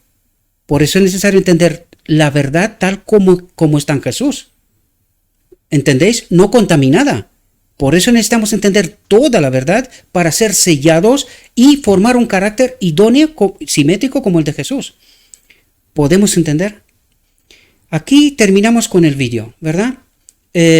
Vamos a seguir, entender qué es el decreto divino y vamos a ver qué es lo que pasa y vamos a ver una serie de textos para poder ampliar todavía esta información y tratar de ampliar lo que él trata de decir, donde yo creo que está confundido y es lógico que sea así, yo también lo fui, pero todavía he tenido inquietudes porque, claro, hay muchas cosas sin atar, sin ser claras, estoy seguro, incluso para él, por eso él deja siempre la puerta abierta. Si alguien difiere, si alguien opina distinto, pues él deja la puerta abierta. ¿Por qué lo hace?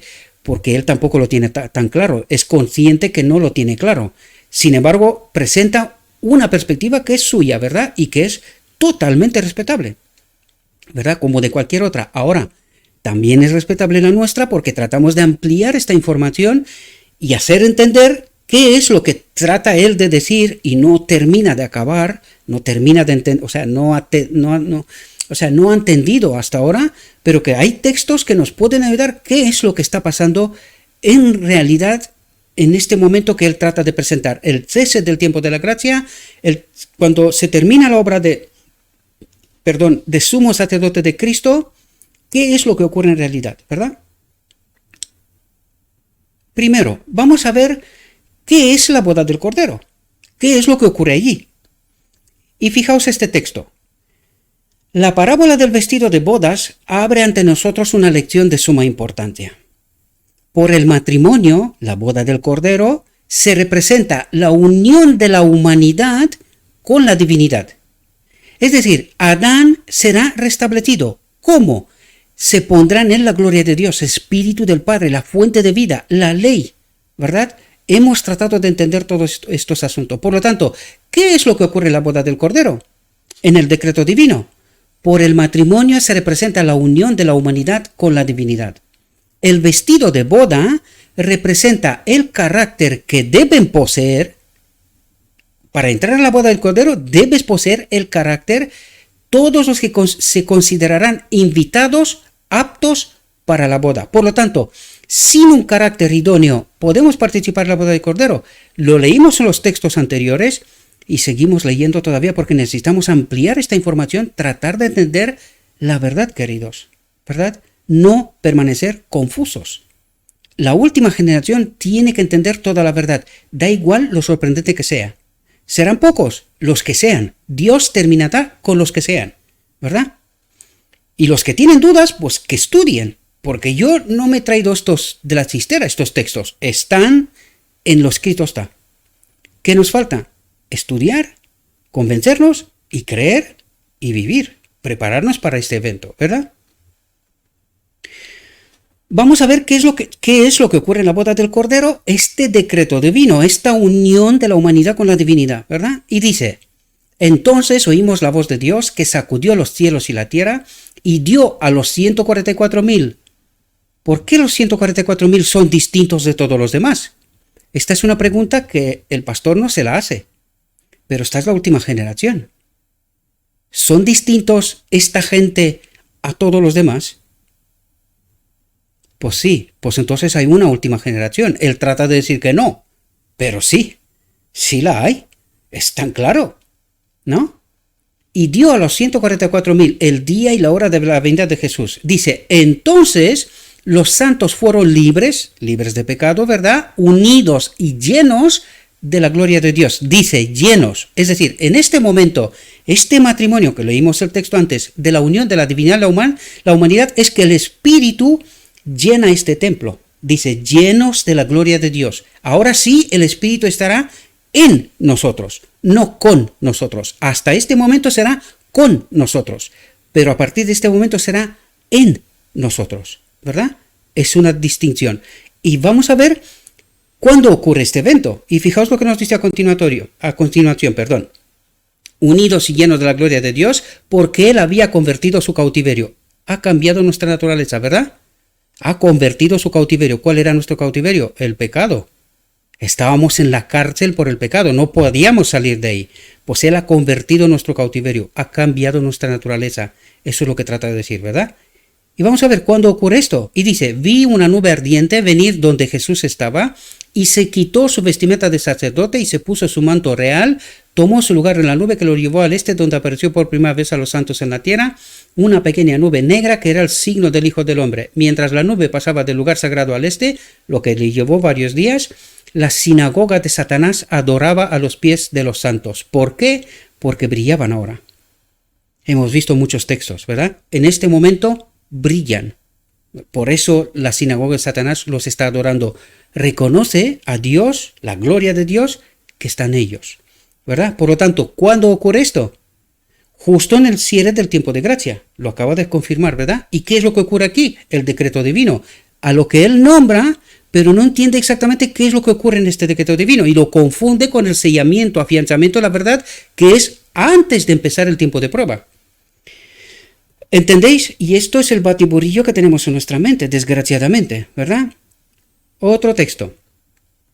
Pronto escuchamos la voz de Dios, que sonaba como muchas aguas y que nos daba el día y la hora de la venida de Jesús. Los santos vivos, 144.000, conocieron y comprendieron la voz, mientras que los malvados pensaron que se trataba de un trueno y un terremoto. Cuando Dios pronunció la fecha, derramó sobre nosotros el Espíritu Santo y nuestros rostros comenzaron a brillar con la gloria de Dios. Por lo tanto, ¿qué está pasando en este momento? Un cambio de naturaleza. Este templo será llenado de la gloria de Dios, tal como lo fue Adán en Edén. Por lo tanto, la humanidad se casa con la divinidad, la humanidad es restaurada. Y a partir de ese momento no peca más, ¿verdad? Esto es lo que ocurre en el decreto divino, ¿verdad? Espero que podamos entender que esto es una ampliación de información, lo que él trató de explicar, pero no logró definir del todo porque aún no entiende lo que nosotros hemos entendido en este ministerio, ¿verdad? Derramó sobre nosotros el Espíritu Santo y nuestros rostros comenzaron a brillar con la gloria de Dios, tal como ocurrió con el rostro de Moisés cuando descendió del monte Sinaí. Y otra vez comparación, tal como ocurrió, fijaos el paralelo que está haciendo, con Moisés del monte Sinaí. ¿Cuándo se podía haber terminado esto? En Sinaí, pero tampoco lo entendimos entonces, ¿verdad? Otro texto. ¿Qué estáis haciendo, hermanos, en la gran obra de preparación? Los que se unen con el mundo reciben su molde y se preparan para la marca de la bestia. Reciben su carácter y se preparan para la marca de la bestia. Los que desconfían de sí mismos se humillan delante de Dios y purifican sus almas obedeciendo a la verdad, purifican sus almas obedeciendo a la verdad. Por lo tanto, ¿cómo de importante es entender la verdad tal como está en Jesús para poder formar este carácter simétrico? ¿Entendéis? Son los que reciben el molde celestial, el carácter celestial, y se preparan para tener el sello de Dios en sus frentes, para poder entrar en el tiempo de prueba, ¿verdad? Se preparan para tener el sello de Dios en sus frentes. Este sello es el afianzamiento en la verdad, ¿verdad? Que él también lo nombró. Cuando se promulga el decreto, por lo tanto, ¿entendéis? El sello de Dios es antes. Cuando se promulga el decreto y se estampa el sello, ¿verdad?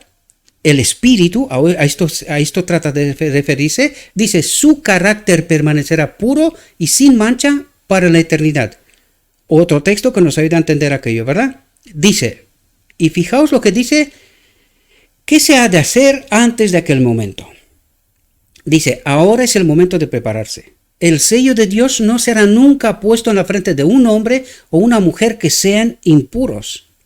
Nunca será puesto sobre la frente de seres humanos ambiciosos. Y fijaos a lo que hace referencia. Es que hace referencia al yo. ¿Qué es lo que esta gente desea? Cosas de este mundo, ¿verdad? Cosas de este mundo. Vive con un carácter de este mundo. ¿Y a qué nos invita Cristo? A un carácter simétrico al suyo, ¿verdad? Y esto es posible, porque Él lo ha dicho. ¿Qué me falta? Creerlo. No creer que me va a considerar, no, creer que me va a hacer. Esta es la realidad, ¿verdad?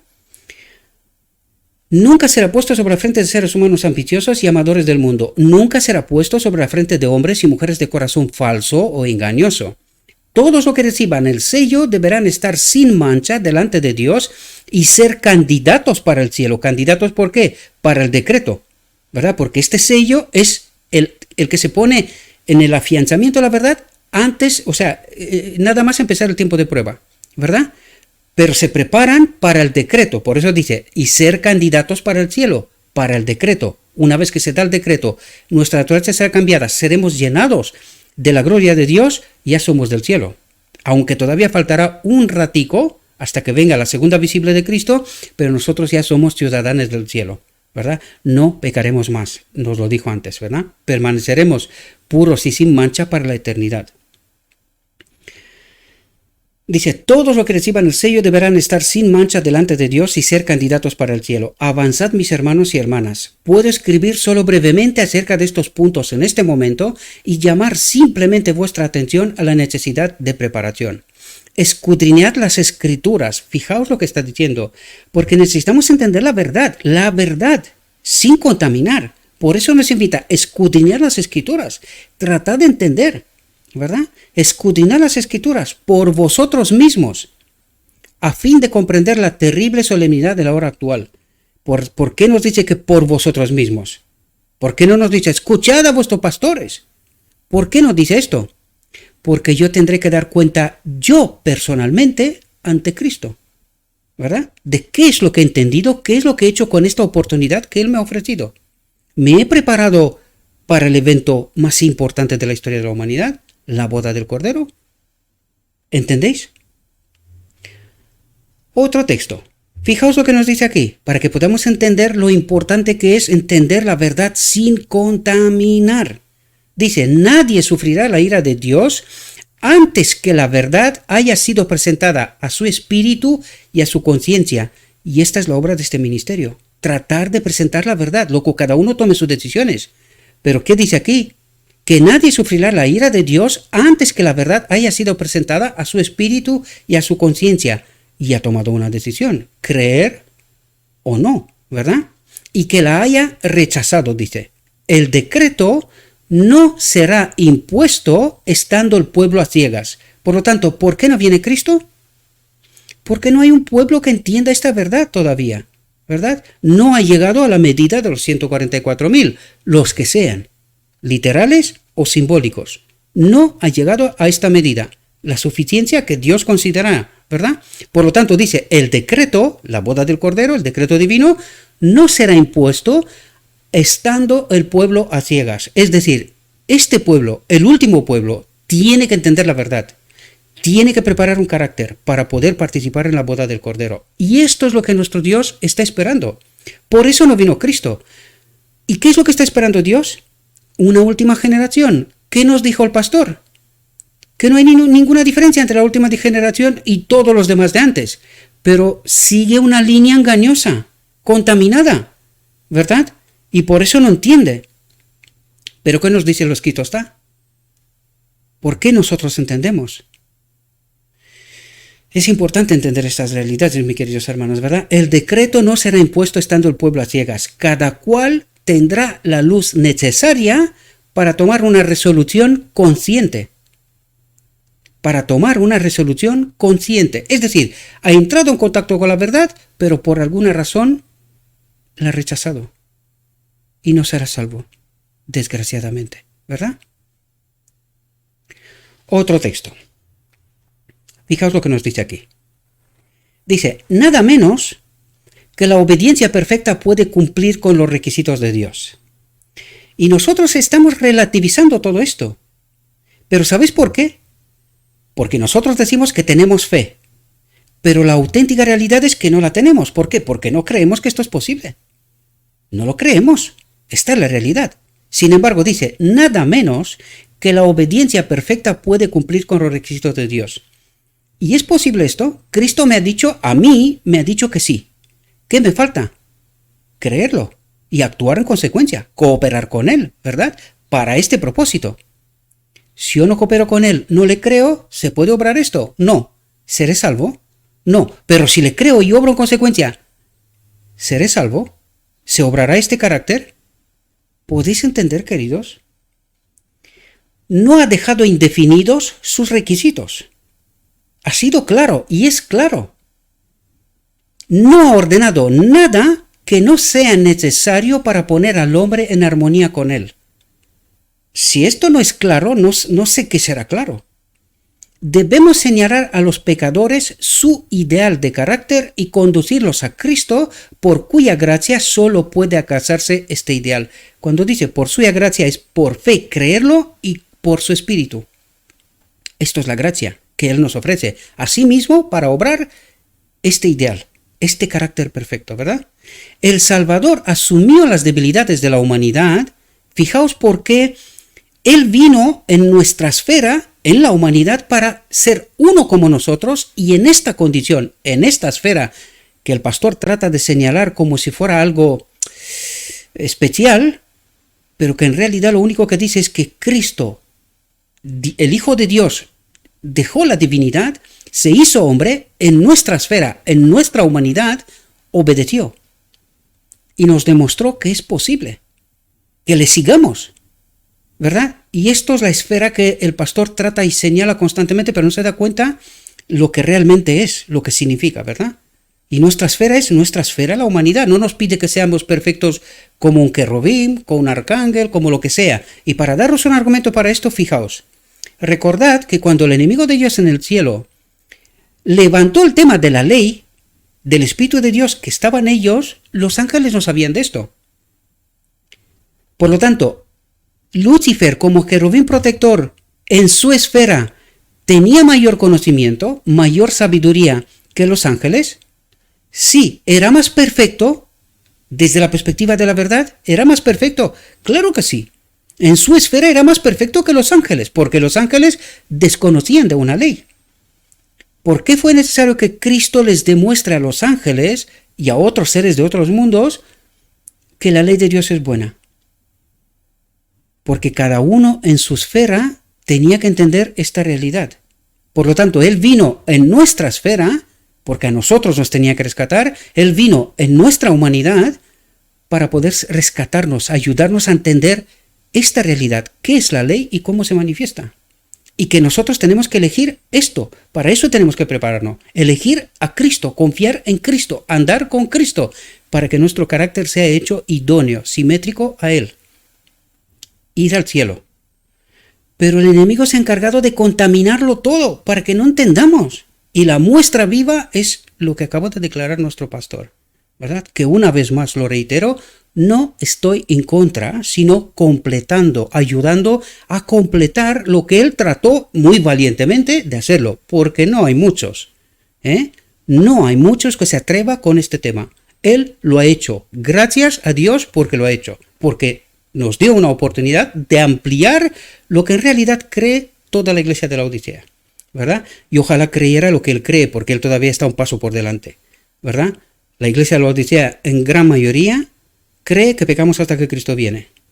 Totalmente contrario de lo que acabamos de estudiar aquí, ¿verdad? Por lo tanto, el Salvador asumió las debilidades de la humanidad y vivió una vida sin pecado para que los hombres no tuvieran miedo de no poder vencer debido a la debilidad de la naturaleza humana. ¿Qué nos dice aquí? ¿Que es posible? ¿Y por qué no es posible? Porque no le creo. No coopero con él. No le creo y no coopero con él. ¿Y por qué no? Porque no he entendido la verdad. La verdad que yo sé está contaminada, ¿verdad? Es lo que él decía, el pastor. Seremos considerados, pero no hechos. Esta es verdad contaminada, ¿verdad? Porque Cristo nos acaba de decir otra cosa, ¿verdad? Cristo vino para hacernos partícipes de la naturaleza divina y su vida declara que la humanidad combinada con la divinidad no comete pecado. ¿A quién tengo que creer? ¿A quién tengo que creer? Si todavía cometo pecado, hay una razón para esto. Fe. Me falta la fe. No creo a Cristo. Y cuando creo a Cristo, de rodillas pido ayuda, poder para vencer. Y Él ha prometido que sí seré vencedor. Por lo tanto, ¿a quién creo? Espero que podamos entender la realidad y la verdad, queridos. El Salvador venció para mostrarle al hombre cómo puede vencer. Todas las tentaciones de Satanás, Cristo se encontró con la palabra de Dios. Lo escrito está, ¿verdad? Al confiar en las promesas de Dios, ¿cuál fue la clave? Al confiar en las promesas de Dios sin dudar, recibió poder para obedecer los mandamientos de Dios. ¿Entendéis la clave? Creyó a Dios y consecuencia recibió poder. Y es así como obedeció. ¿Podemos entender? Recibió poder para obedecer los mandamientos de Dios y el tentador no pudo obtener ninguna ventaja. A cada tentación su respuesta fue: escrito está. Por eso Dios nos ha dado su palabra con la cual resistir el mal, cosa que nosotros no creemos, ¿verdad? Excelentes y preciosas promesas son nuestras de que por medio de ellas seamos partícipes de la naturaleza divina, habiendo escapado de la corrupción que hay en el mundo a causa de las concupiscencias. Espero, mis queridos hermanos, que esta reflexión os haya podido ayudar. Creo que le tiene que ser de mucha ayuda a mucha gente y espero que podamos entender esta ampliación de la información. Yo le agradezco al pastor Walter Waite por su exposición con todas las diferencias que puede haber, ¿verdad? Pero esto no son diferencias con él, sino con el modo de entender la teología del pueblo de Dios. Por lo tanto, necesitamos ampliar esta información. Yo le soy muy agradecido. De hecho, compartí todas sus presentaciones, que son 4 en este tema hasta ahora. Están en el canal de Telegram y en la página de Facebook también están compartidas. Y le agradezco por este medio su exposición y que me ha dado la oportunidad de poder ampliar esta información. Espero que os pueda servir. Os ruego que tratéis de estudiar y entender por vosotros mismos esta realidad. Y una vez más recalco, no estamos en contra del pastor, sino muy agradecidos porque ha hecho la presentación y que tenemos la oportunidad de ampliar esta información, ¿verdad? Por lo tanto, espero que os sea de ayuda. Le pido a nuestro Dios que nos envíe su Espíritu a todos, que nos ayude a entender su verdad, su perspectiva, y que conociendo la verdad seamos capaces de tomar decisiones eficientes, óptimas, para poder cooperar con Cristo en este propósito que tiene de perfeccionar nuestro carácter para poder ser hechos idóneos, participar en la boda del Cordero, experimentar el decreto divino, el cambio de nuestra naturaleza y ser partícipes del reino de Dios. Os deseo, mis queridos hermanos, que tengáis un próspero día y que en todo lo que os he dicho, os lo he dicho en nombre de Cristo Jesús. Amén.